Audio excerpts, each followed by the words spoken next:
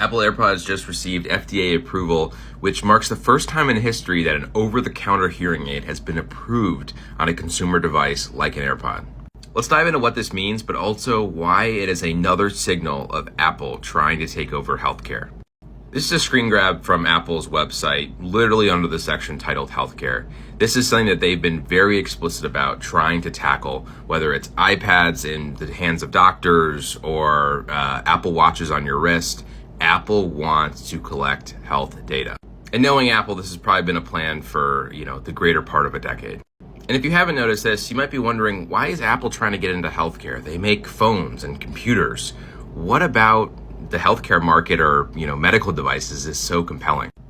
Well, a little lesson here. Apple is almost a $4 trillion company, which is pretty crazy to think about. But once you get to that scale, in order to grow your stock price, essentially, to grow the value of the business, you need to enter other markets that are of that size.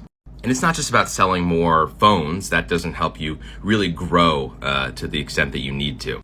They already sell almost 100 million phones a year, and that's not including smartwatches, AirPods, computers, laptops, you name it.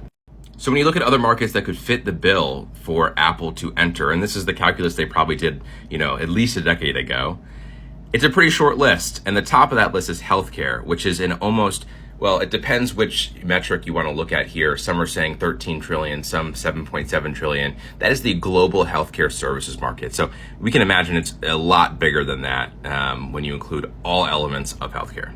And Apple's actually incredibly well positioned to tackle this market because they have so much data on their customers. Great example here. This is a heart monitor on an Apple Watch.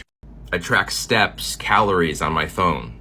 And now another example of taking one of their beautiful, well-sold consumer devices and turning it essentially into a medical device. So back to this announcement, just a few more details. Users will have to pass a hearing test in iOS 18 in order to get the features that would amplify human voices. And again, this is huge. This is boosting accessibility to an assistive device to millions or hundreds of millions of people.